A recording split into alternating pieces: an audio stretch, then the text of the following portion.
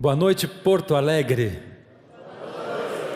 Oh, que boa noite bonito. Boa noite você que está em casa assistindo num DVD ou no computador, na televisão, sei lá.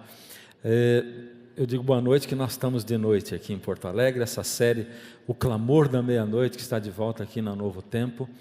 O Armagedon, uma série de 20 programas e que você é o nosso convidado especial para assistir, e você também que aceitou o nosso convite e que veio, que retirou o ingresso para assistir o Clamor da Meia-Noite.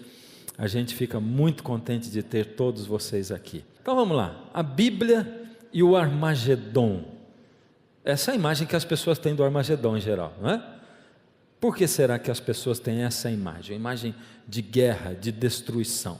Olha o texto do Apocalipse, nós vimos isso no primeiro programa, estamos vendo agora de novo. Olha o que diz o texto do Apocalipse, onde aparece a palavra Armagedon.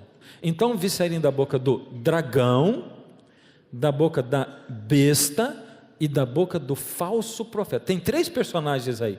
Quais são os 3 personagens? Primeiro? Opa! Segundo?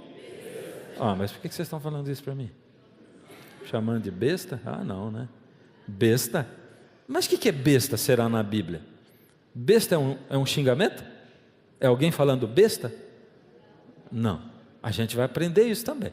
Porque às vezes a besta é uma coisa ofensiva. Não é ofensivo na Bíblia a besta, como a gente pensa na nossa cultura, não é? E o outro é o falso profeta. São 3 personagens aqui do Armagedon. Vai colocando essas coisas na cabeça. Como eu disse, tudo que nós estamos estudando até agora são o alicerce. E quando a gente vê uma construção acontecendo, a gente fica impaciente para ver como é que vai ficar depois, não é? Mas vamos lá, vamos passar para frente. E diz assim: são espíritos de demônios que realizam sinais miraculosos. O que são sinais miraculosos? Milagres. Então quer dizer que no Armagedon tem uma equipe reunida fazendo milagres. Milagres. Eles vão aos reis de todo o mundo. Eles fazem milagres, mas eles são, lá em cima disso, são espíritos de demônios. Eles vão aos reis de todo o mundo a fim de reuni-los para a batalha do grande dia do Deus poderoso. Eles vão a quem mesmo? Vamos lá, eles vão aos reis. Está falando de poderes, está falando de nações, está falando de países. E por isso que nós fomos buscar lá atrás a profecia que fala de impérios mundiais. Tudo isso vai se comunicar com o Apocalipse daqui a pouco. Aqui está falando de reis, de nações, de poderes políticos. É isso que está falando. E sabe de uma coisa? Tanto a Bíblia quanto o Apocalipse, ela conta a história do grande conflito entre o bem e o mal, Deus e Satanás, e como essa batalha influencia o povo de Deus. E quem que é o povo de Deus?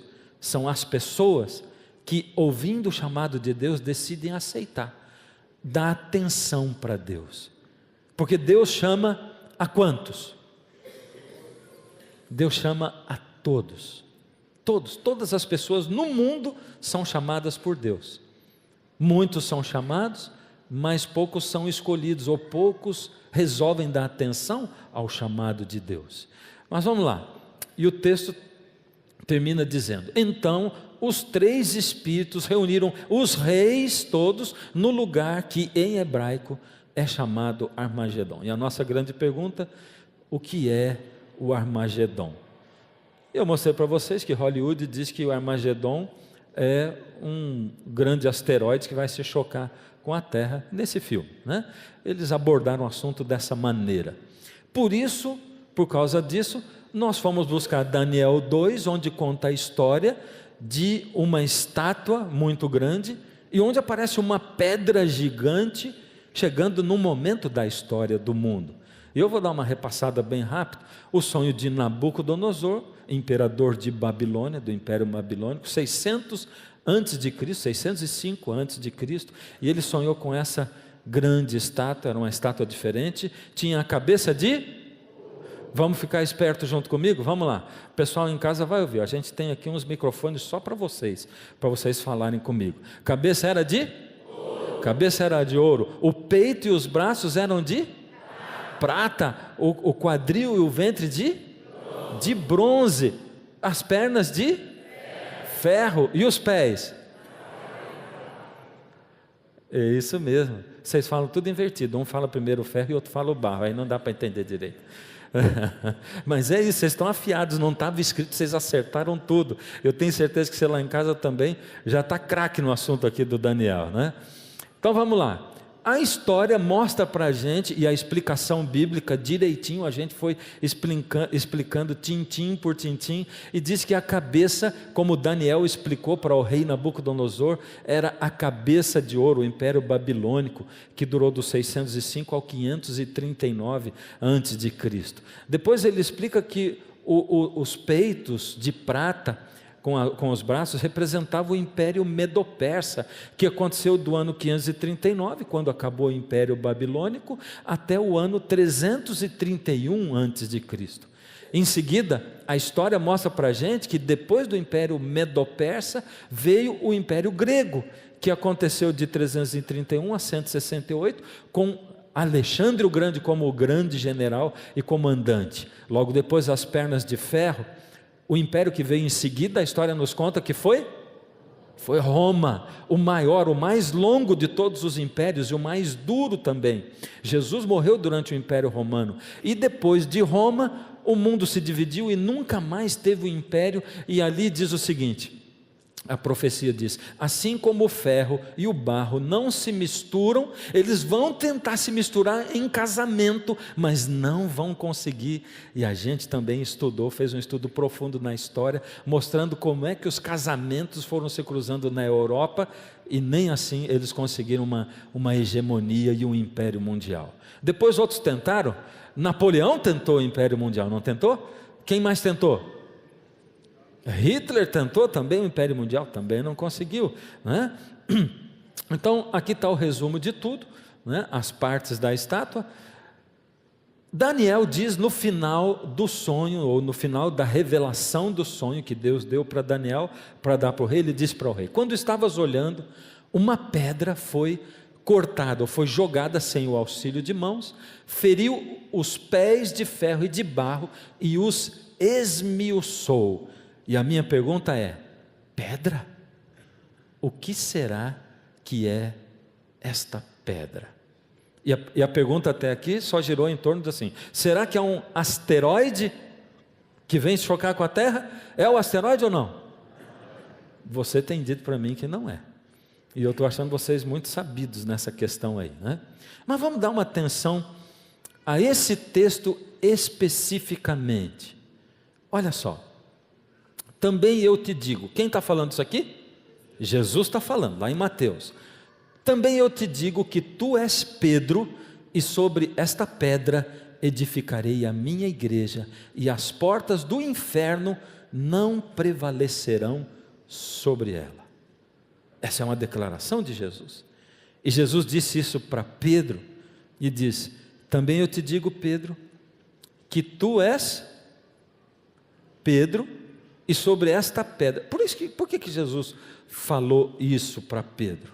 O que significa o nome Pedro? O que ele significa? Dá uma olhada. Pedro igual a Petros, que é seixo de pedra. Uau! E Jesus dizendo, também eu digo para você, Pedro, que você é Pedro, é o que? Seixo de pedra, e sobre esta pedra eu vou edificar a minha igreja. Vamos pensar bem. Lá na estátua, Jesus está falando de reinos. E se você lê o texto de Daniel 2, como Daniel explicou para o rei, no final ele diz assim, no final de tudo, Deus levantará um reino que não vai ser jamais destruído. Será que esse reino é a igreja fundada em cima de Pedro? Será que é isso? Deus estava anunciando, na verdade, o início da igreja cristã, que depois se tornou a igreja católica? É isso que Deus está falando, que Jesus está falando? Também eu te digo que tu és Pedro, sobre esta pedra edificarei a minha igreja. Será que Jesus edificou a igreja em cima de Pedro? Será que a igreja é essa pedra e a profecia está falando disso? A tradição nos ensina, o que nos ensina isso aqui? A tradição. O que nos ensina isso? A tradição. O que a tradição ensina? Jesus mudou o nome de Pedro. Jesus mudou o nome de Pedro, sim ou não? Eu vi que você está em dúvida. Teve gente que disse sim, teve gente que disse não, e teve gente que ficou quieta. Pedro é a pedra fundamental do Novo Testamento. O que é pedra fundamental? Eles usavam como alicerce uma pedra, e tinha que ser uma pedra grande, pesada. Essa pedra era testada, muito testada. A tradição nos diz que Pedro era essa pedra, e diz que Jesus colocou Pedro como superior dos outros discípulos. Naquele momento que Jesus diz assim: também eu te digo que tu és Pedro, tu és Petros, é um seixo de pedra, e sobre esta pedra eu vou edificar a minha igreja. E a tradição diz também que Pedro estabeleceu em Roma a sede do seu episcopado. A tradição diz assim: depois daquilo, depois que Jesus morreu, Pedro esteve em Roma, e lá ele estabeleceu a sede do seu episcopado, e ele foi o primeiro bispo de Roma, e o Papa também é o bispo de Roma, e daí veio o papado. E em seguida diz que Pedro foi o primeiro Papa. É isso o que a tradição nos ensina, e nós vamos por esse caminho hoje à noite, para entender e para saber como funciona o sistema papal, para saber se aquela pedra é Pedro, a igreja, o sistema do papado. Vamos dar uma olhadinha como é que funciona. Primeiro, o sistema papal, ele é um sistema de governo, ou seja, o Vaticano é um país. Você sabia disso? Todos sabiam disso?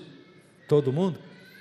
Ou seja, quando o Papa assume como líder religioso, ele assume também o país do Vaticano como um monarca, como um rei, como governante daquele país, não é?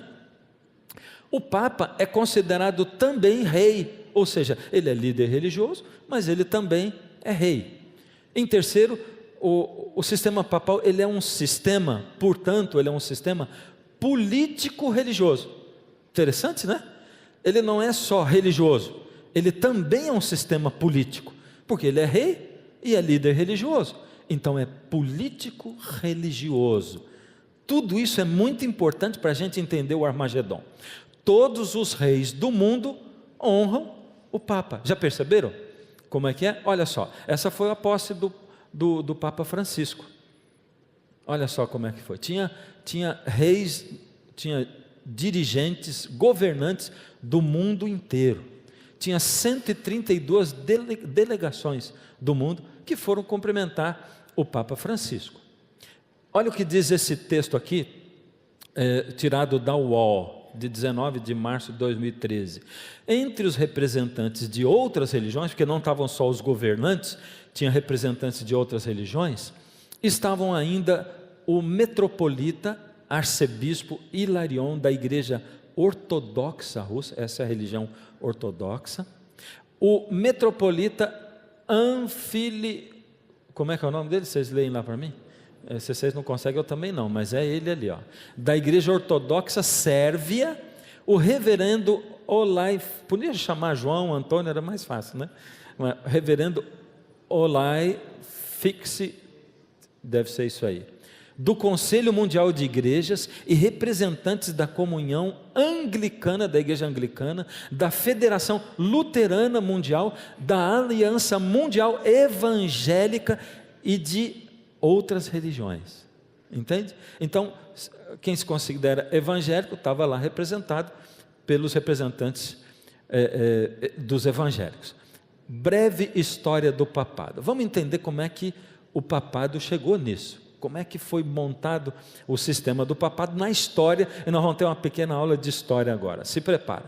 Primeiro, a história conta que o papado, ou seja, os papas através dos séculos, prestaram um serviço crucialmente relevante à igreja e à sociedade. Ou seja, através do papado foi beneficiada não só a igreja, mas também a sociedade. Muitos homens piedosos foram papas, muitos homens íntegros, conhecedores da Bíblia, da palavra de Deus, e excelentes administradores. A história nos relata isso. A história relata também que no primeiro século não tinha episcopado monárquico, ou seja, não tinha assim um bispo e que era um monarca. As igrejas eram lideradas por colegiados de bispos ou presbíteros, ou seja, em cada igreja tinha um líder que era um bispo ou era um presbítero, mas não tinha um que dominava todos os outros, ou que era chefe de todos os outros. E inicialmente a palavra papa foi aplicada a altos oficiais eclesiásticos de todos os tipos, especialmente aos bispos. Quer dizer, mesmo os bispos eram chamados de papa, e o nome foi usado exclusivamente para o bispo de Roma só a partir do século V. Interessante essas coisas, não são? Olha, quando a gente vai para a história, a gente começa a perceber e entender como é que as coisas são. Leão I, que viveu ali entre 440 e 461, foi considerado por muitos o primeiro papa histórico. Ele defendeu a autoridade papal, destacando os bispos de Roma como sucessores de Pedro. Então vê, esse Leão I, que é considerado por muitos como o primeiro papa, foi ele que começou a defender essa coisa de que o pontificado se baseava naquilo que Jesus falou para Pedro. Ele era um conhecedor da Bíblia, estudando a Bíblia, diz: olha, é aqui, ou seja, a partir dali, entre o século I e o ano 440, não tinha isso da igreja dizer: olha, vamos continuar o que Jesus deixou para Pedro. Foi dessa maneira que aconteceu. Então vamos lá. O apogeu do papado do antigo foi com Gregório I. O que aconteceu nesse apogeu? Ele saneou as finanças da igreja, foi um dedicado estudioso das Escrituras, reformou a liturgia, deixou a liturgia mais perto do povo, regularizou as celebrações do calendário cristão e promoveu a música sacra, o canto gregoriano. Foi o Gregório I, que o canto gregoriano naquela época era um grande avanço da música para dentro da igreja, ou seja, ele se preocupava com a música. Em meados do século VIII, o pai de Carlos Magno deu à igreja os amplos territórios do centro e do norte da Itália, que se tornaram os estados pontifícios, e aí os papas se tornaram reis. Então por que o papa é um líder religioso e é também um líder político? Por que o papa é rei e é papa? Porque aqui no século VIII, esse homem chamado Carlos Magno deu para a igreja esses estados pontifícios. Então eles tinham agora um território que pertencia à igreja também. O papado também teve seus períodos sombrios, marcados por imoralidade, corrupção. No final do século IX, no início do século XI, 1/3 dos papas morreu de forma violenta. Essa foi uma parte escura, difícil. Eu coloquei lá em cima ferida e reação, porque houve um momento na história em que o sistema do papado ele recebeu uma ferida forte. Essa foi a primeira ferida. Em 1796, tropas da França, sob a liderança de Napoleão Bonaparte, derrotaram o exército papal e ocuparam Ancona e Loreto. O Papa Pio VI pediu paz e foi concedida em Tolentino. Olha só, quando Napoleão chegou com a Revolução Francesa, eles declararam a separação entre a igreja e o Estado. Lá nos Estados Unidos, mais ou menos na mesma época, com a Revolução Norte-Americana, eles não se afastaram, eles declararam separação entre igreja e Estado, mas aqui o Estado se declarou ateu. Na França eles se declararam ateus, ou seja, não tem mais ligação nenhuma mesmo. Lá nos Estados Unidos ele diz, não, a igreja existe lá, nós cremos em Deus, e o Estado existe aqui, um não interfere no outro. Mas aqui tinha um movimento contra Deus. O iluminismo estava muito forte nessa época, e aconteceu que Napoleão teve essa atitude radical. Reação: 10 meses depois, as forças papais organizaram um motim que resultou na morte do brigadeiro general Marturin Leonard Duplot. Então, ou seja, o exército do papado contra-atacou e eles se recuperaram. E agora eu pus lá em cima, ferida mortal, entre aspas, porque o papado não morreu, está vivo até hoje, mas foi uma ferida muito, muito pesada. O que aconteceu? Em fevereiro de 798, o general Berthier proclamou a República Romana, exigindo que o Papa renunciasse os seus poderes temporais, ou seus poderes como rei. E o que aconteceu?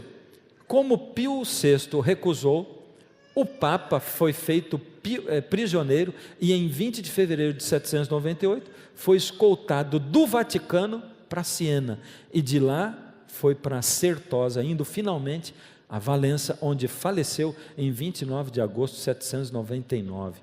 Ou seja, o Papa foi preso pelo general Berthier e morreu na prisão. Por isso que eu disse, ferida mortal. Olha só o que aconteceu dentro da história. Acontece que Napoleão entendeu que a França precisava de um retorno para a religião. E Pio VII agora foi eleito no lugar de Pio VI. Vamos eleger um Papa. E Napoleão elegeu. Só que Napoleão tinha condições. Quais eram as condições? Em 1804, Pio VII foi convidado a coroar Napoleão. Mas este acabou se autocoroando. Napoleão era um camarada muito intransigente, era ou não era? Muito tempestivo, muito temperamental. Aconteceu também que Napoleão nomeou bispos, ele mesmo nomeou bispos, fez os religiosos jurarem fidelidade à coroa e tentou manipular o próprio Papa, mas o Pio VII se negou a isso.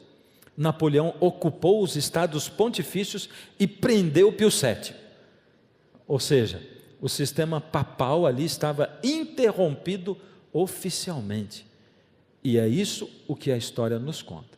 Mas, como nós vemos que o papado hoje está vivo, atuante, muito vivo, muito atuante, aconteceu o início dessa cura. Como é que essa cura começou? Somente em 1814, o Papa pôde retornar a Roma, 1814 agora, no Congresso de Viena.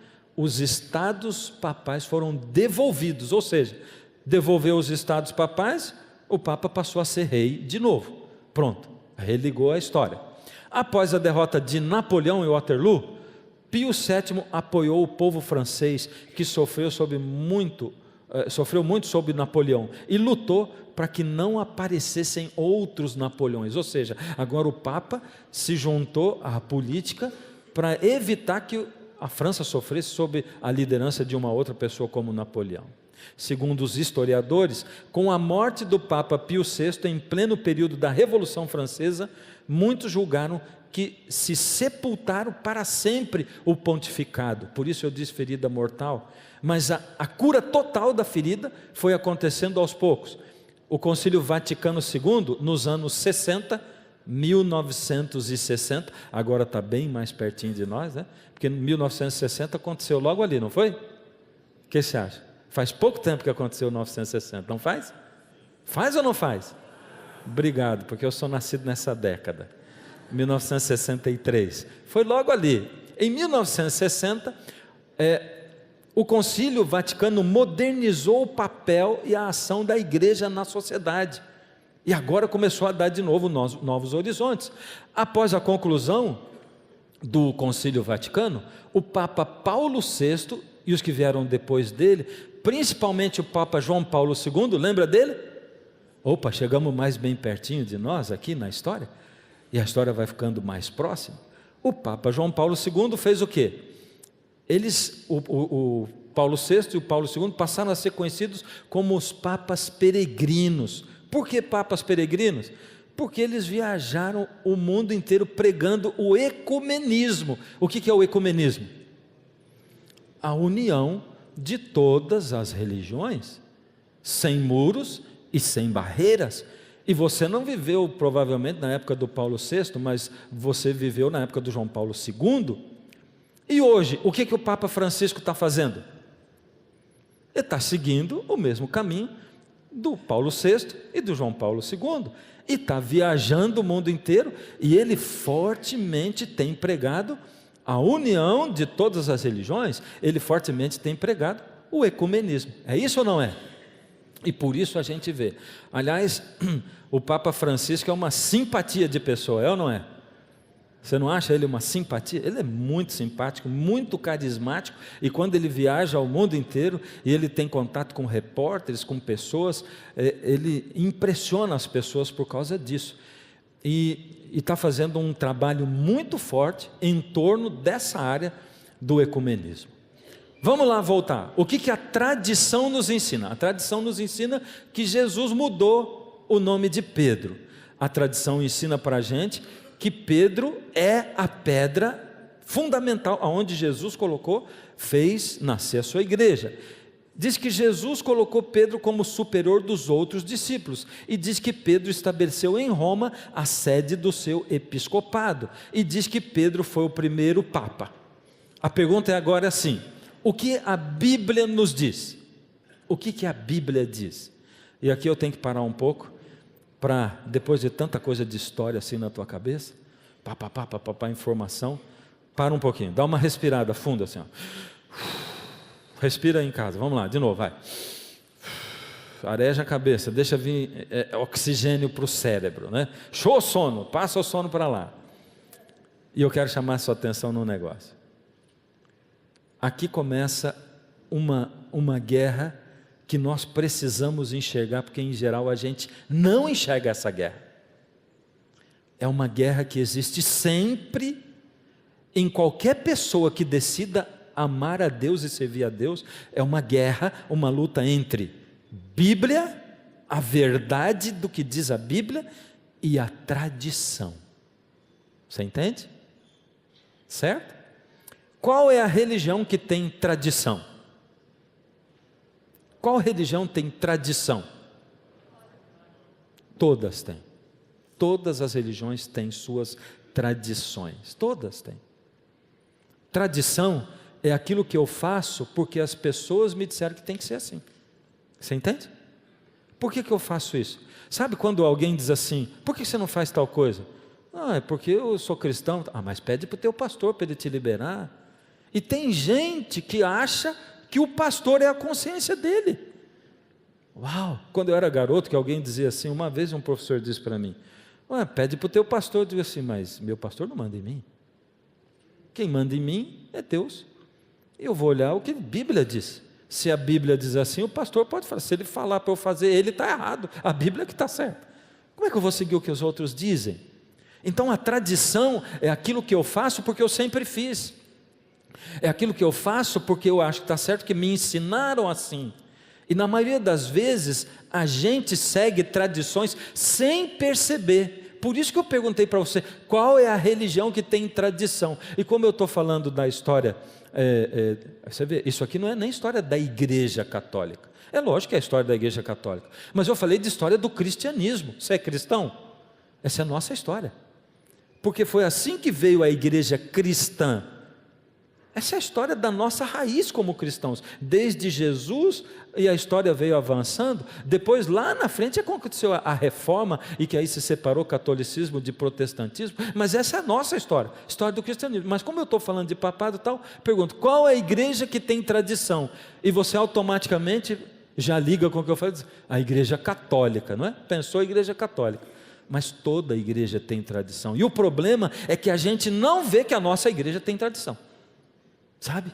Isso é um problema grande, e a gente segue as coisas que a nossa igreja nos ensinou, que as pessoas nos ensinaram, e muitos dizem assim, nossa, mas eu estou ouvindo isso aí faz mal para o meu ouvido, sabe por quê? Isso eu acredito desde criancinha, o meu pai ensinou, minha mãe ensinou, meu pai era um homem de Deus, era uma mulher de Deus, e eu acredito nisso. Então, nós temos que fazer uma escolha, e hoje, a escolha de hoje, no programa 3 do Armagedon, a nossa escolha é, ou Bíblia, ou tradição. Lógico que muitas vezes Bíblia e tradição vão andar juntas e vão dizer a mesma coisa, mas muitas vezes a Bíblia vai dizer vai por aqui e a tradição vai dizer vai por ali, e eu fico com quem? Com a Bíblia ou eu fico com a tradição? Eu fico com o que Deus revelou através da palavra, ou eu fico com o que o homem ensinou porque eu sempre fiz e é assim? Com o que eu fico? Você está em dúvida? Fico com Bíblia ou com tradição? Tem razão? Tem certeza? Tem certeza disso? Então aqui começa. Vamos estudar do ponto de vista da Bíblia. Primeiro, Jesus mudou o nome de Pedro? Vamos lá ao texto de João 1, 41 e 42. Ele achou primeiro o seu próprio irmão, Simão. Foi quando Simão foi buscado para ser discípulo. A quem disse, achamos o Messias, que quer dizer Cristo. Messias quer dizer Cristo. E o levou até Jesus. Olhando Jesus para ele, disse, tu és Simão, o filho de João. Tu serás chamado Cefas, que quer dizer Pedro. E aí, lendo esse texto, Jesus mudou o nome de Pedro, sim ou não? Jesus mudou o nome de Pedro, sim ou não? Sim. Então aqui eu vou te ensinar uma outra coisa agora, que a gente não percebe.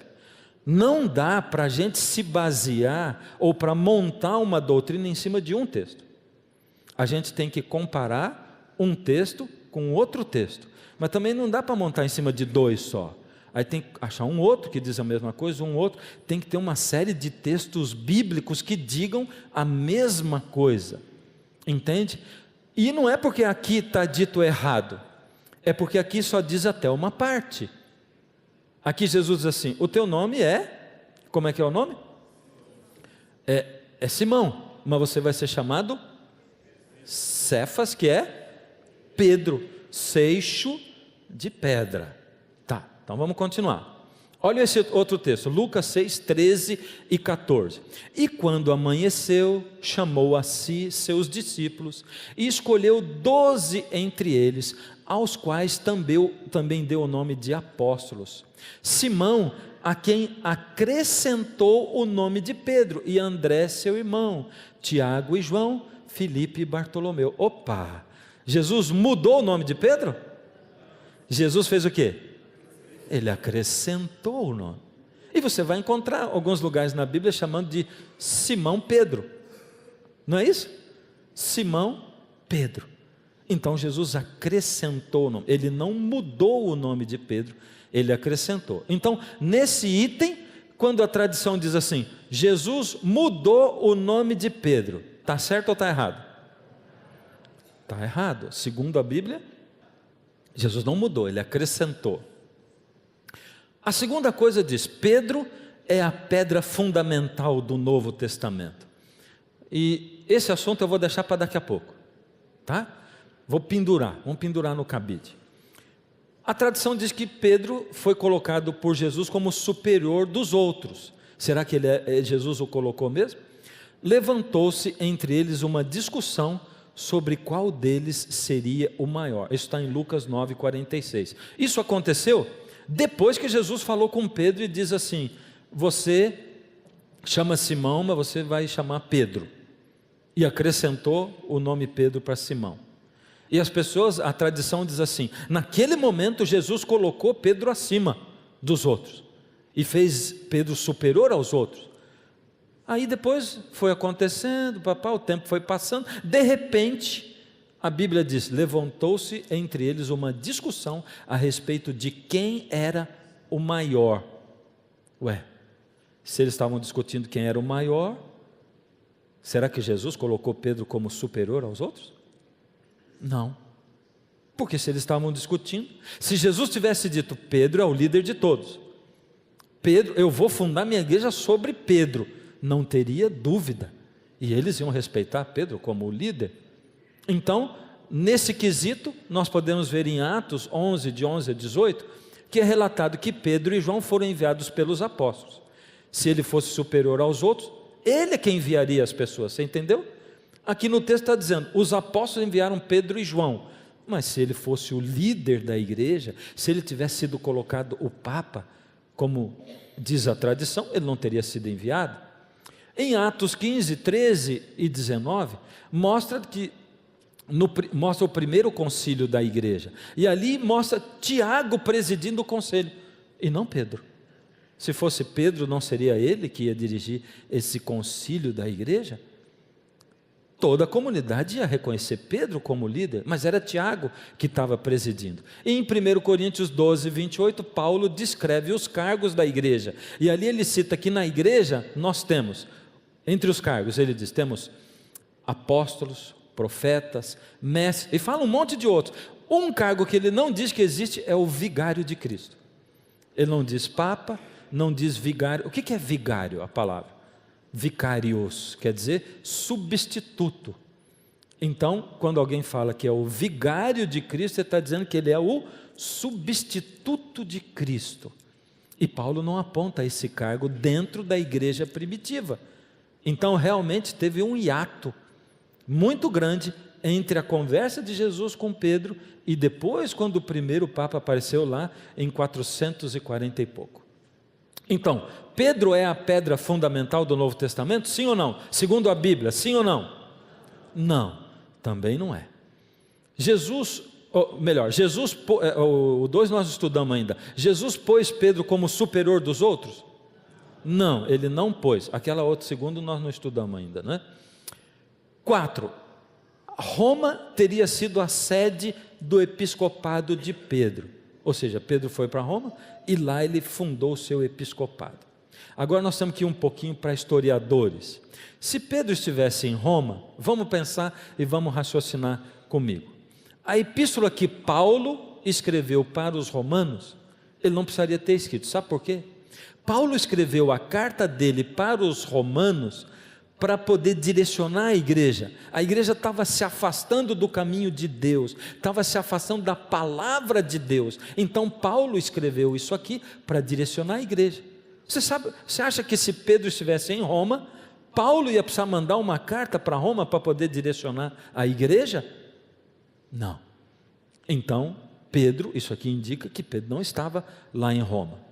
Esse historiador chamado Philip Scaff, no seu livro History of the Church, no volume 1, ele afirma o seguinte: a tradição romana de 20 ou 25 anos de episcopado de Pedro em Roma é, sem contestação, um erro cronológico colossal. Ou seja, ele está dizendo, isso não existiu. Pedro não ficou 20 a 25 anos em Roma. Outro historiador antigo chamado Irineu afirma que Paulo e Pedro ordenaram a Lino, eles ordenaram Lino como primeiro bispo, cujo nome é citado em 2 Timóteo 4, 21. Então tem ainda uma outra tradição de um historiador antigo, dizendo que Lino foi ordenado como o primeiro bispo da igreja. E isso aparece na Bíblia, quer dizer, ali a tradição se encontra com a Bíblia, porque bispo era um cargo. Então, a nossa quarta pergunta: Pedro estabeleceu em Roma a sede do seu episcopado? Sim ou não? Não. Tudo indica que não. Não foi assim. E a nossa quinta: Pedro foi o primeiro Papa. Isso diz a tradição. Será que Pedro foi realmente o primeiro Papa? Então agora nós vamos fazer o seguinte: vamos pegar a pergunta 2 de lá do cabide e vamos despendurar e vamos deixar a 5 no cabide, tá bom? Qual que é a 2? Pedro é a pedra da Bíblia? Vamos lá. E essa foi a nossa primeira pergunta, não foi? Hã? A pedra lá de Nabucodonosor, da estátua, e eu perguntei, o que é a pedra? E aí nós fomos para o lado do, tu és Pedro, e sobre esta pedra edificaria a minha igreja. Hã? Será que é ele mesmo, a pedra? Em grego, tem duas palavras para pedra, e nós já descobrimos qual foi usada para traduzir o nome de Pedro. Qual foi mesmo? Foi Cefas. Hã? Petros, ou Cefas, que é seixo de pedra. Tem uma outra palavra, que é Petra. Petra quer dizer o quê? Rocha. Ah, que interessante. Então quer dizer que Jesus diz, também eu te digo que tu és Petros, seixo de pedra. E sobre esta Petra, rocha, edificarei a minha igreja, e as portas do inferno não prevalecerão sobre ela. Uau, nós estamos chegando num ponto interessante aqui. Olha só, quando a gente pega o original, é assim que está escrito no grego. Pedro, você é Petros, seixo de pedra. E sobre esta Petra, sobre esta rocha, edificarei a minha igreja. Será que ele está falando de Pedro mesmo? Hã? E aí? Não ficou claro ainda. Não totalmente. Pedro é a pedra fundamental do Novo Testamento? Não. Por quê? Pedro não era uma rocha? Ele era um seixo de pedra. Então, pelo que a gente vê ali, Pedro não é a pedra fundamental do Antigo Testamento. Mas, vamos para o último ponto. Será que Pedro foi o primeiro Papa? Foi ou não? Vamos ver. Antes de eu tenho que fazer um questionamento. Sabe por quê? Eu tenho que ser honesto. Eu disse para vocês ontem que eu tenho um compromisso com a verdade, né? E eu tenho que falar a verdade. Então eu não posso pegar a história e apresentar para vocês só aquilo que eu penso, ou aquilo no que eu acredito, e deixar vocês ignorantes a respeito de outros assuntos. Então eu vou colocar para vocês o outro lado. Olha o outro lado. Eusébio, que é um historiador, cita um outro historiador chamado Irineu, no livro História da Igreja, volume 8, são historiadores antigos, e ele diz assim: Mateus escreveu seu evangelho entre hebreus, em sua própria linguagem, sendo depois traduzido para o grego. Espera aí, eu disse que no grego tem aquela diferenciação da pedra, ou seja, essa diferenciação só aparece na tradução, não lá no original, porque esse historiador está dizendo que Mateus escreveu na língua dos judeus, não em grego. E agora isso dá uma dúvida, não dá? Não tem essa diferenciação. Com base nessa citação e na de outros 3 historiadores, surgem 3 problemas. Se foi escrito em aramaico, não tinha nessa língua distinção entre Petros e Petra. Em aramaico não tinha essa distinção.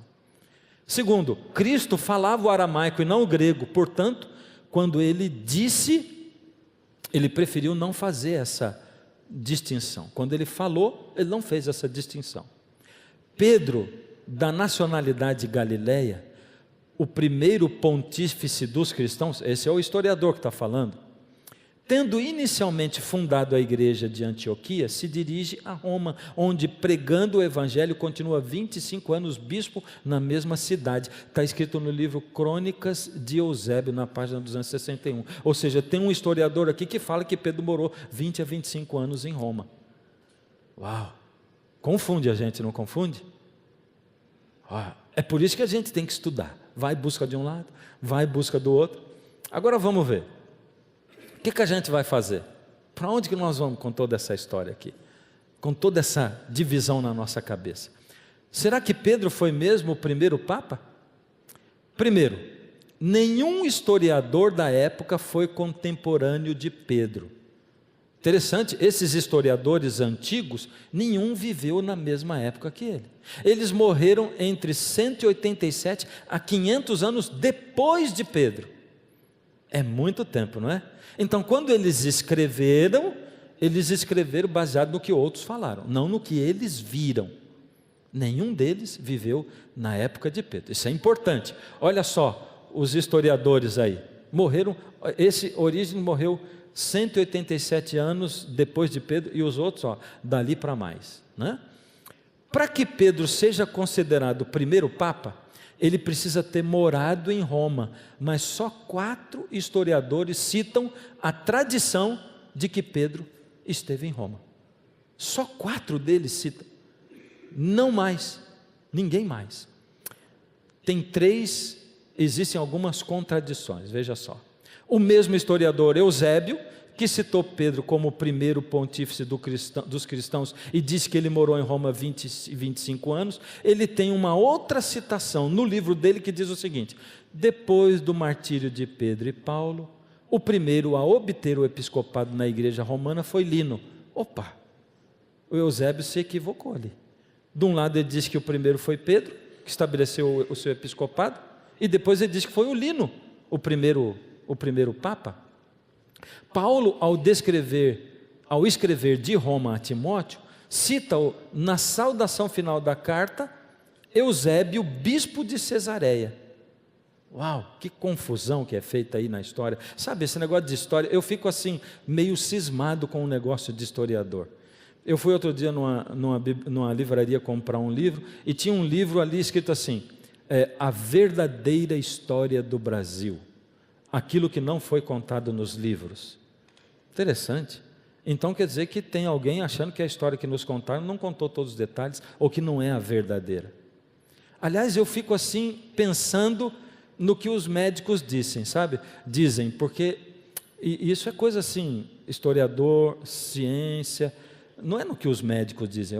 Os médicos são uma classe muito confiável, mas eu vou explicar. Não pode deixar essa lacuna no ar. Deixa eu explicar para você, não, os médicos vão ficar chateados comigo.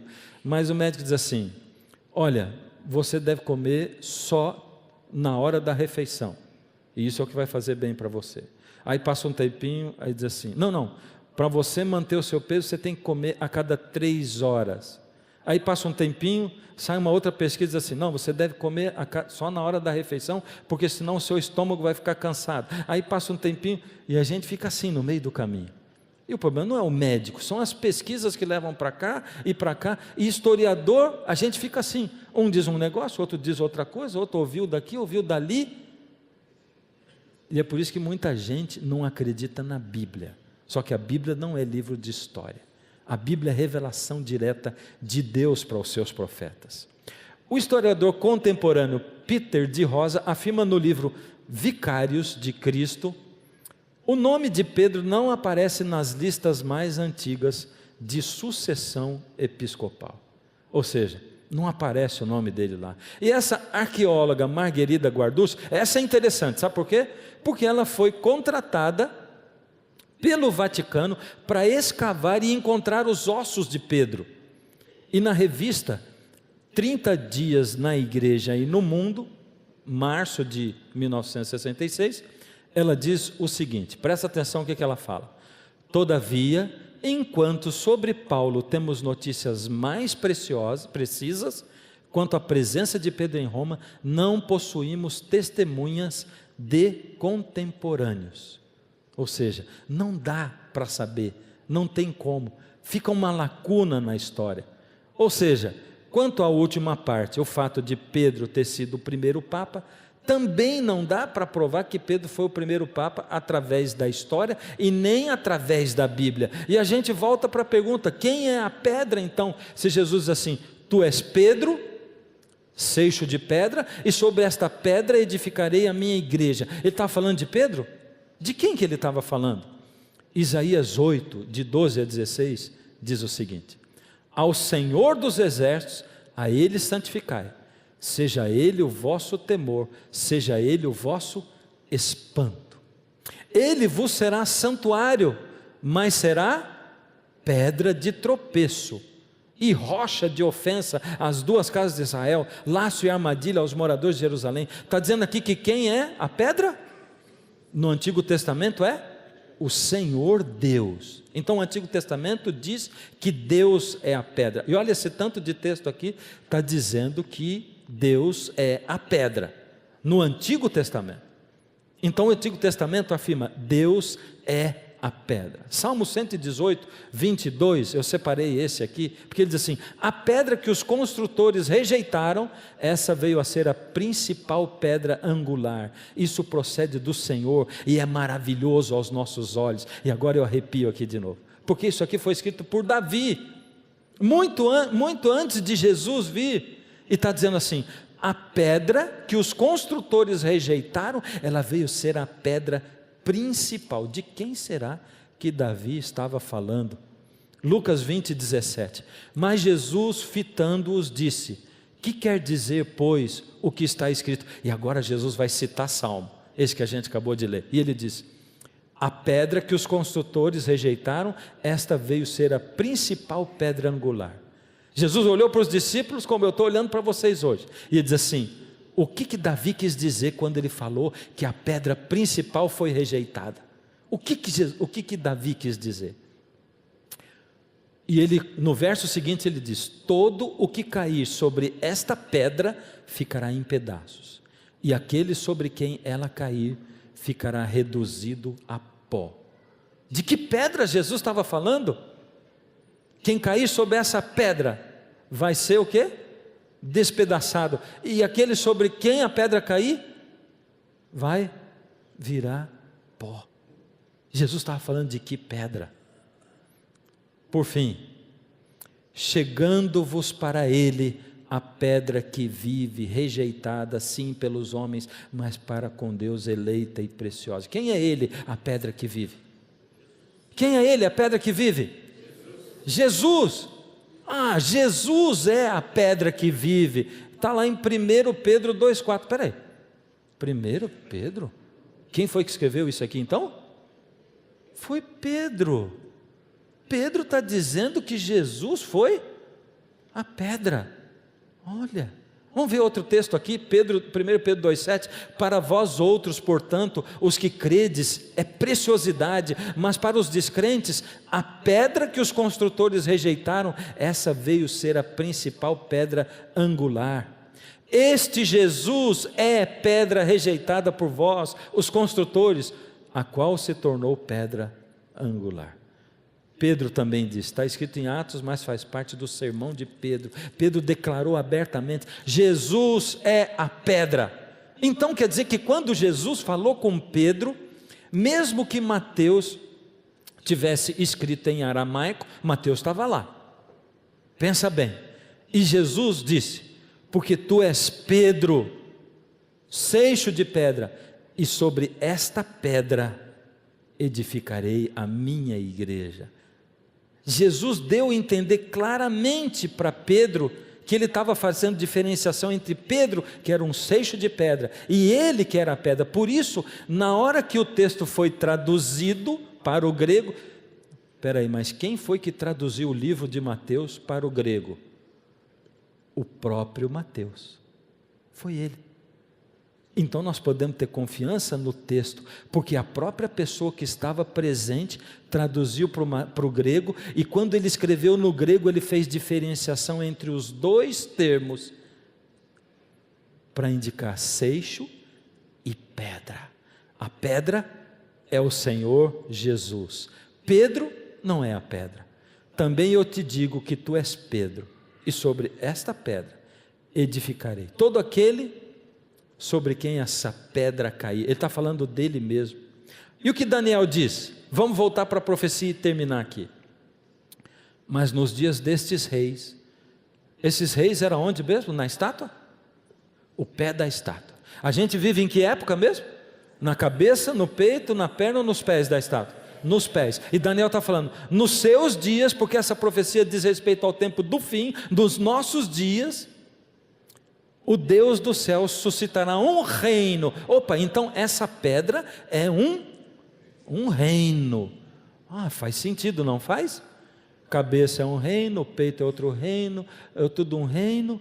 E está dizendo que a pedra vai ser um reino, e que Deus vai suscitar, e que não será jamais destruído. Esse reino não passará a outro povo, esmiuçará e consumirá todos esses reinos, mas ele mesmo subsistirá para sempre. Por isso Jesus diz assim: aquele sobre quem essa pedra cair, A pedra significa Jesus voltando nos nossos dias e estabelecendo o reino eterno do nosso Deus. E então virá o fim, quando Ele entregar o reino ao Deus e Pai, quando houver destruído todo o principado, bem como toda potestade e poder. Finalmente, nos nossos dias, Jesus volta. Ele diz: eis que venho sem demora. Quando Jesus vem? Quando Ele vem? Será que demora? Será que é logo? Como é que eu posso saber se vai demorar ou se vai ser logo? Como é que eu posso ter essa ideia? Será que dá para eu saber? Primeiro, Jesus diz assim: o dia e a hora ninguém sabe. Porém, Ele deixou para nós algumas dicas. Ele deixou para a gente alguns sinais. E no próximo programa, nós vamos ver esses sinais que Jesus deixou para nós. Nós vamos entender o que Jesus deixou para a gente de pista, e nós vamos comparar com os dias de hoje. Amanhã nós vamos sair da história e vamos entrar nos dias de hoje, e vamos ver o que Jesus disse: quando eu estiver para vir vai acontecer isso, e nós vamos ver se isso está acontecendo. O nosso próximo programa é diretamente a respeito disso. Hoje a gente vai terminar por aqui, mas eu não posso terminar por aqui sem fazer um apelo para você, sem chegar no seu coração, na sua alma e dizer assim: você é convidado hoje a fazer uma escolha entre a tradição e a Bíblia. Por causa da tradição, a maioria das pessoas se voltou contra Jesus. Você hoje tem que fazer a sua decisão: a Bíblia ou a tradição? E você, a Bíblia ou a tradição? Tem que ter o poder de Jesus na sua vida, para você escolher a Bíblia. Tem que ter o poder do Espírito, e eu quero rogar a Deus o poder dele na sua vida, para você fazer a escolha. Mas eu vou fazer diferente hoje. Eu vou pedir que você faça uma decisão mental, racional a respeito disso. Eu vou pedir que você fique em pé. Você que deseja colocar a Bíblia no lugar da tradição, pode ficar em pé, pode ficar, obrigado, pode ficar em pé. E eu sei que é desconfortável para quem fica sentado, mas você é corajoso de ficar sentado também. Se você quiser ficar sentado, você fica. E você aí em casa, vamos lá ficar em pé? Vamos se levantar aí no seu lugar, para dizer assim: eu vou me levantar aqui, toda vez que a tradição se deparar com a Bíblia, eu vou ficar com a Bíblia. Vamos lá, levanta, em pé, como nós aqui. Agora, você e eu temos poder para tomar essa decisão? Nós não temos, mas Deus vai dar. Nós vamos pedir isso, e Ele vai dar. Fecha os olhos. Deus amado, nós queremos colocar nas Tuas mãos a nossa decisão. Nós não sabemos, Senhor, como nós vamos cumprir isso, porque a tradição é muito forte na nossa vida. Parece que arranca um pedaço da gente quando a gente nega a tradição, Pai. Então nos ajuda a entender os Teus propósitos para a nossa vida, porque a gente começa a estudar a Bíblia e começa a entrar num terreno que nunca nos disseram, Pai, mas está ali escrito. Nos ajuda por misericórdia. Toma nas Tuas mãos a nossa vida e a nossa decisão, porque nós não somos capazes de cumprir, mas se Tu nos deres o poder, nós vamos poder. Fica conosco, Pai. Toma-nos a todos nas Tuas mãos, em nome de Jesus.